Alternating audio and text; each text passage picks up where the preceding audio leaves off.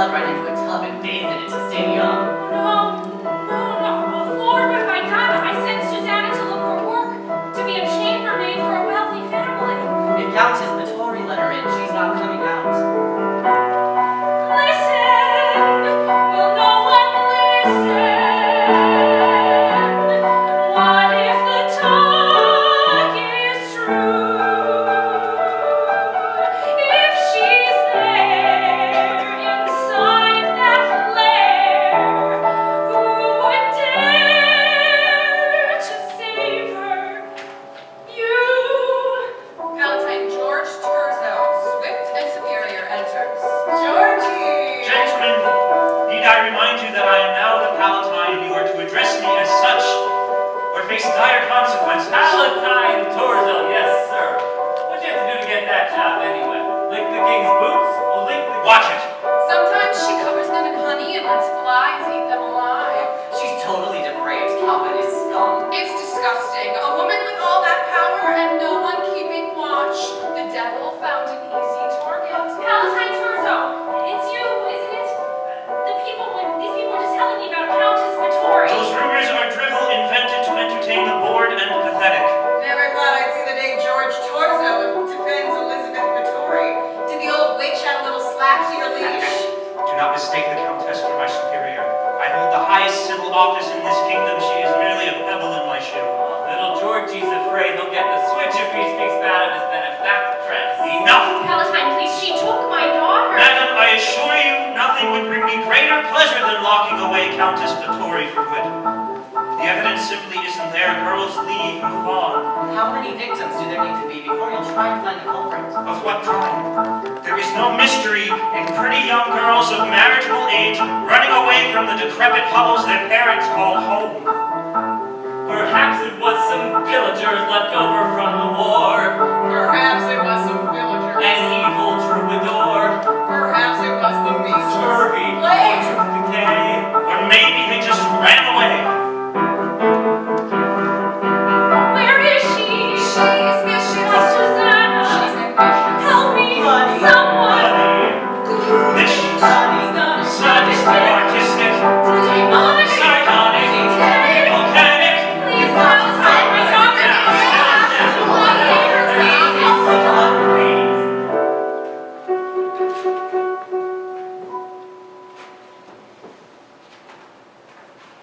An elegant nobleman, a Baroness Kinski, steps onto the stage. Baroness Kinski, what are you doing here? A lady of your station shouldn't walk the streets alone. I'm searching for my daughter. She's gone missing. How terrible. Where did you last see her? We sent her for etiquette lessons and she didn't return. Etiquette lessons. Those would be taught by the Countess Vittori, would they not?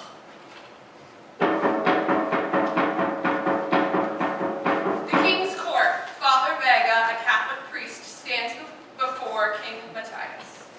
The Countess has got the devil in her, Your Highness. I swear it.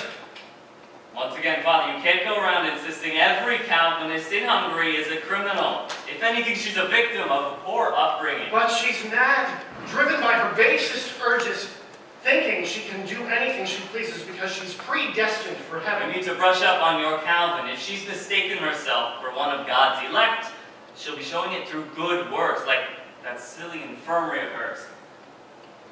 It's a torture chamber, sir, full of wicked They're instruments. medical tools, for heaven's sake. Now, I don't care too much for it either, but religious freedom is the law of the land now, and our Palatine has more pressing concerns than your witch hunt. If I may, Your Highness. Palatine, I didn't realize you were here. Yes, I saw that Father Barba was coming to speak to you and assumed it would be on the subject of Elizabeth Vittori. It always is. I understand you're a close relation of the Countess? Not by blood. Her late husband was a dear friend. He entrusted his heirs and fortune to my care. My oversight, that is. So the Countess is beholden to you?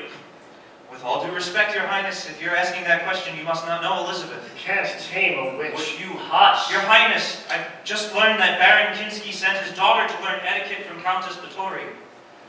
That's the last time the family saw her. And what's to say the girl's not still there? Etiquette can be a trying process. They sent for her, but their servant wasn't allowed in the castle. The boy heard screams, terrifying, blood-curdling screams. Your Highness, he swears the moat ran red. A grand feast at the Vittori Castle. Countess Elizabeth Vittori relaxes at the head of the table, flanked by admirers, each more decadently appointed than the last. To my husband, the great defender of Christianity, may his good works continue in heaven. Elizabeth, you've revised your toast. 6 years of thanking God for Frank's salvation. Any longer, and God will think me a sycophant. Do you worry Frank's work was for nothing? The Catholic hold on our kingdom is strong as ever. Oh, yes, it's quite a death grip. I have little Catholic girls running up my hill, it seems like every day. My father beat me. My priest beat me. And I teach them how to be a lady so they might marry into a good Calvinist family. Do they? Oh, I lose track of all those girls. They're more like flies swarming my castle than actual people. Susanna, a servant girl, enters with a carafe and refills each guest's glass of wine. You play. I know you care about those girls, or you want to continue to help them. Or the patients in your infirmary. You just might be a good Christian woman. I suppose I must. After all, look at all the wealth and power God entrusted to me. And take dear, sweet Susanna here. Why should she serve while I am served? Fate determines the noble and neglected, the regal and rejected. One's class, charm, gender. Will she be victim or victor? Who can say why fortune picked her to be serving in such splendor? Don't question the good Lord above. Surrender. I wish you were a male instead of a woman frail. There's no use in trying to even the scale. There's no denying your destiny. Why long for beauty rare or skin so young and fair? There's no use in lying about thinning hair. There's no denying your destiny. So let's drink a rosy toast to those less blessed. They simply cannot help the fate they found. Accept the lunch you're given, that's the test. Susanna, pour me another round.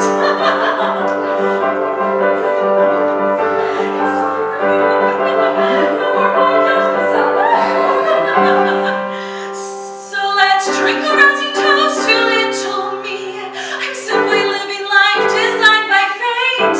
Be generous with your fortune, that's the key. Come and fill my plate.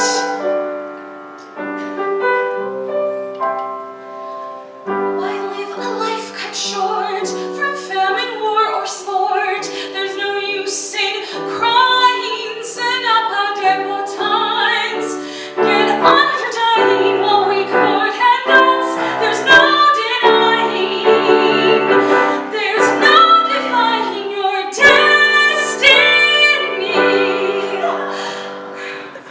Suddenly the doors fly open. Terzo and guards 1 and 2 barge into the dining hall. On the orders of His Royal Highness King Matthias, What are you doing here? I hereby commence an investigation into the crimes of Countess Elizabeth Vittori, Terzo. Palatine Torzo.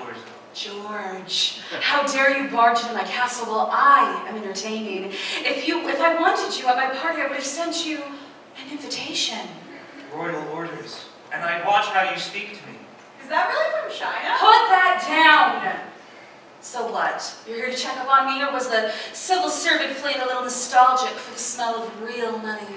You know exactly why we're here. Men, go to the infirmary. You'll disturb my patients. You mean your victims? Excuse me? Did you uncork a valve in your mind, Countess? This is the first time you've struck me as simple, base, and selfish, but never simple. Tell me why you're here, Terzo.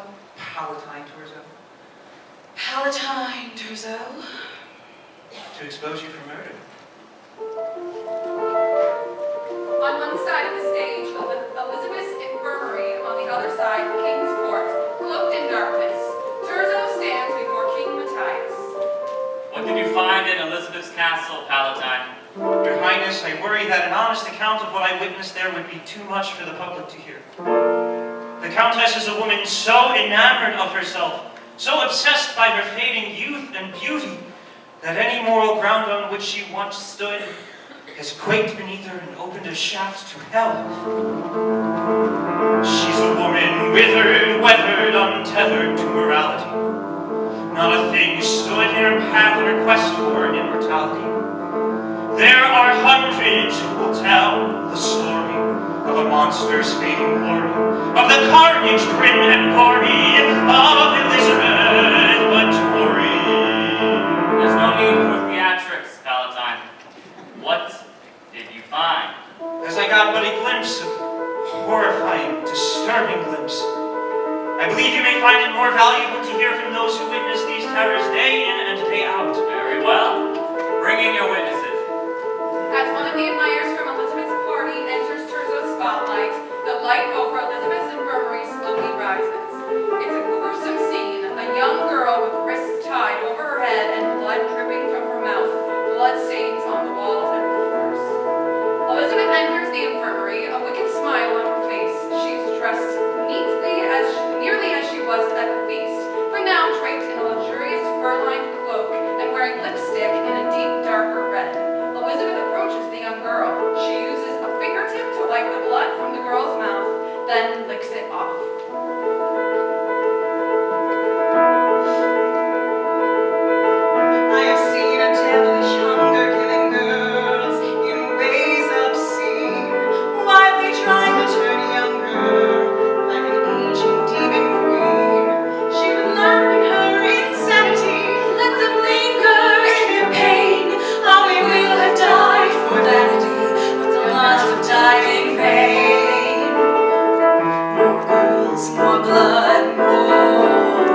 Lure the girls in, light the girls up, let the girls wait. Lovely, younger, newer, bring me more. Thank you for your testimony. Did I say what I was supposed to say? Next witness, A henchman enters. an accomplice in the crimes of Countess Bathory. I am guilty of abetting. I have blood upon my hands. There's no use in just regretting that I fueled her evil plans. I accept the fate you deal to me, and I'm ready to atone. I obeyed when she was will me. You kill them all alone. More girls, more blood, more. Line the little cheeks, squeeze the bodies dry, sever every head slowly. Younger, newer, you then bring me more. Careful, or your daughter could be next. Thank you for your testimony. And the money for my family. Yes, yes. Next witness. Here's another who will now supply us with a statement free from bias of the Countess, cold and pious. Listen closely, King Matthias. Susanna's mother appears. Your Highness, the grieving mother of Elizabeth's latest victim. Yes, I snuck into the palace on the pretext I was ill. I could smell the scent of malice. I could feel the savage chill. There were screams grotesque yet lyrical. There were hundreds in restraints. I shall now bestow your miracle. Soon you'll meet your Catholic saints. I had to get out of that wretched dungeon, so I tried to sneak away. Then a servant girl ran by, starved to the bone and shaking with fear. I couldn't see her face, but I knew it was Susanna. It was my little girl. More girls, more blood, more. Mother, no. Squeeze them of their pieces, roll them of their beauty. I could not save her. Run my path, I'm ready. Will no one stop her? I've heard enough. Witnesses, you're dismissed. Palatine, I was wrong to doubt your concern. We must bring Elizabeth to trial at once. A trial, Your Highness, would be ill-advised. Consider her station.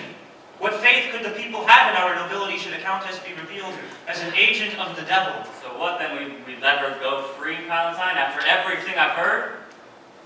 We don't need to close the case. Elizabeth can remain imprisoned on suspicion, and until we are able to rule out any involvement by her natural heirs, the executor of her husband's estate can take control of her fortune and dominion. The executor? Wouldn't that be you? A true coincidence, Your Highness, but rest assured justice will be served. I have 4 of her henchmen prepared to stand trial for their role in her torturous games. This version of justice doesn't strike me as particularly just. Do you wish to see peasants revolting against the natural barons of Hungary? Think of all the commoners in your employ, cooks, maids, your royal guards. What loyalty could they have to their king when they believe noble blood to be tainted with sin?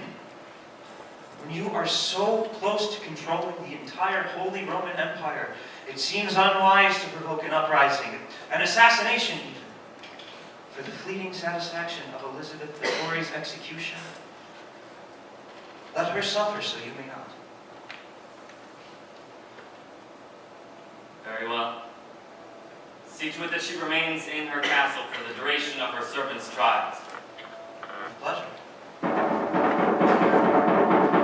Elizabeth is in her bedchambers, shackled at the ankles to remain within a few feet of her bedpost. Guards 1 and 2, Terzo, and servants surround her, some carting precious belongings out of her chamber, while others simply guard. Give me a trial, Terzo. The investigation is ongoing, Countess. I would suggest you pray for mercy, but it seems God has already made his mind up about you. You bastard, I demand a trial. Tell me what they're saying about me. Tell me. Susanna, come here at once. I need wine. I need to know what they're saying about me. She's clearly delirious. Pay her no mind. Now let's clear the chamber and seal her in. No, Terzo. Please. Palatine, Terzo. Terzo pauses as everyone flies out. He sees the fur-lined cloak hanging across a chair. He pulls it off, holds it to his skin. All that power and no one keeping watch. The devil found an easy target. He exits, cloak in hand.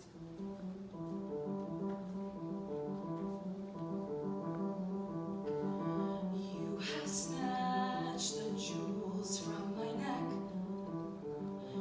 You have scratched out my pride without warrant.